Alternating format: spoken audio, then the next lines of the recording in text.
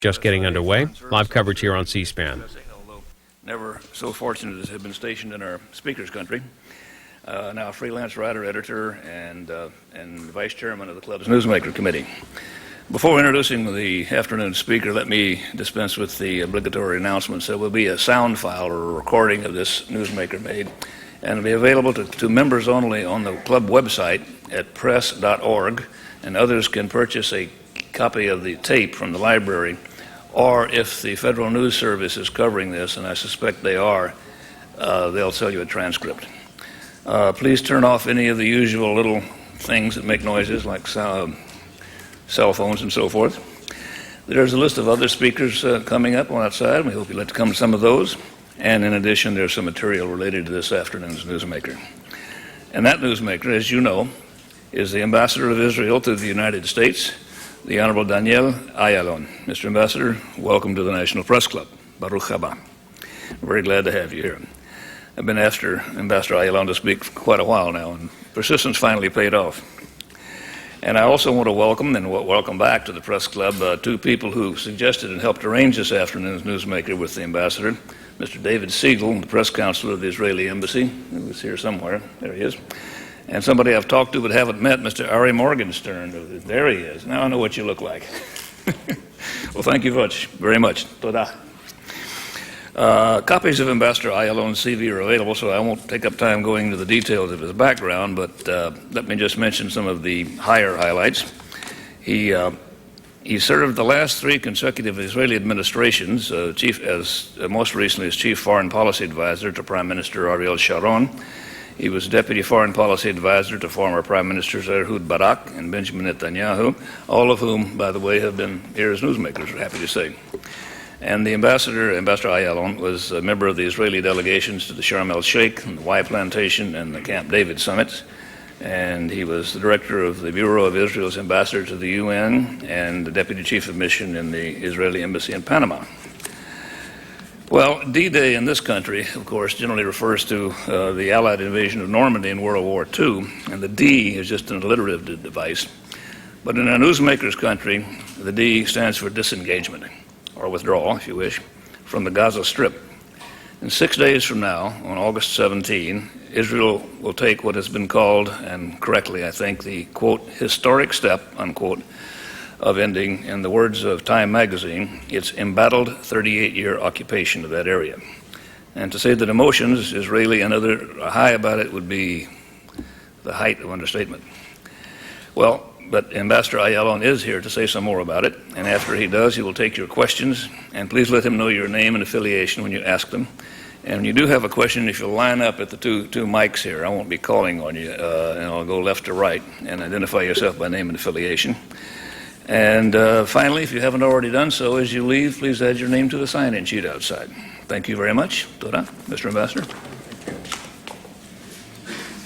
Shalom and good afternoon, and thank you very much, Mr. Peter Hickman, for the hospitality, and for the National Press Club for hosting us here today. Welcome all of you, and thank you all for coming on an eve of a very crucial moment for Israel, for the Palestinians, and for the entire Middle East. In 3 days from now, history will be made in the Middle East. The beginning of the disengagement plan of Israel's departure from Gaza and some parts of the West Bank. This is a very dramatic experience for Israel. This is a very tough experience for Israel, and very difficult and complex. Nevertheless, it is a necessary step that we have taken. It's a step which is exacting really painful things from Israel, including exacting big sacrifice for the Israeli society. But we hope that this experience, that this move, will be a major contribution for peace between us and the Palestinians, and will change the landscape and realities in the Middle East. As I mentioned, 3 days from today, 85,000 Israelis will be uprooted. 21 communities, Israeli communities, will be uprooted. People who have lived there for more than 35 years, in some cases 3 generations. They will leave behind everything. their homes, their farms. Many of them are farmers, among the best farmers in Israel, with really state-of-the-art farming in hydroponic, organic developments and plantations, dairy farming. All this will be left behind, houses and lifetime investments and memories. All they will take with them is their personal belonging, and they will take their synagogues and also cemeteries, which cannot be left behind. Many of them will be just losing their way of lives. For farming, it's very difficult to start anew, certainly at some of them who are approaching middle ages.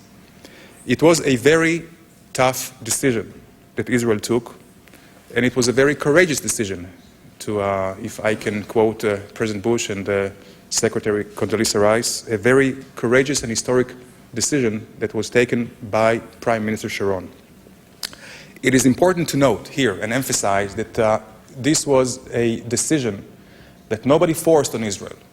Nobody pushed us to do it.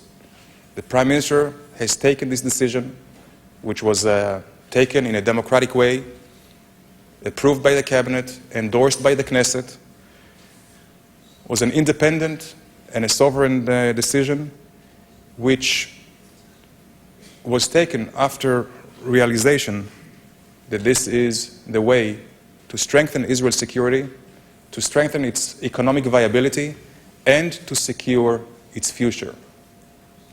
At the same time, this is giving a peace a real chance, probably the best chance peace had in the Middle East for generations, certainly the highest in the last 50 years or so. This is a chance to move forward with the roadmap to peace in order to fulfill the vision of President Bush for the Middle East. It also gives a chance for a much better future for the Palestinians. And we wish well for the Palestinians. Our well-being is our interest. So we create here an opportunity, we create here a situation of a win-win situation, and I hope that it will be taken at the same way, same approach, the same attitude and intentions by the Palestinians. As we leave Gaza and some parts of the West Bank, we are not living behind scorched earth. On the contrary, we are leaving all the infrastructures intact. We are coordinating it with the Palestinians. We are leaving behind maps, and we are leaving behind means for them to take over and immediately better their situation. Today, I'm also happy to announce or to note that an agreement was reached about the greenhouses in Gaza. We're talking about 4,000 dunams, or about over 2,000 acres of greenhouses, which employ right now 4,000 Palestinians. It has a potential to employ 10,000 Palestinians. Now, with large families in Gaza, 10,000 Palestinian jobs means give sustenance to over 100,000, or 10% of the Palestinian population in Gaza can benefit from that. We are intending to leave it as a turnkey project for them, and this could not have been actually achieved without the great involvement and contribution of Mr. Jimmy Wolfensohn, the former president of the World Bank, who is the economic envoy of the United States government in the region, and we very much want to congratulate him and thanking him for arriving just last night at this arrangement, which allows us to leave the greenhouses intact for the Palestinians. We share the vision of this administration of an open Gaza, prosperous Gaza. As I mentioned, it's an Israeli interest, it's Palestinian interest, and it's a win-win situation. As we complete the departure from Gaza, this will represent the end of our presence there, the end of the military occupation of Gaza.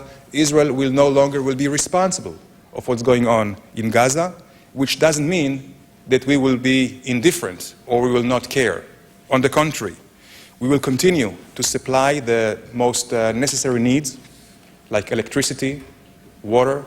We supply on an annual basis 5 billion cubic meters, which is like 1.3 billion gallons a year. This will continue, and we hope to also participate in the economic development of Gaza, which we also help in making contributions. For that also, I want to applaud the contribution of the G8 countries.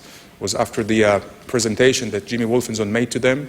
He has secured pledges, as you may all know here, of $3 billion a year for the next 3 years, $9 billion, which could really turn Gaza into a real attractive place if they use it well and if they take this opportunity. And we would look now and expect the Palestinians to really rise up to this challenge, to seize this opportunity and to really make good on their obligations, to make sure that Gaza will not turn a safe haven for terrorists or a stockpile of munitions and explosives and a safe haven for suicide bombers.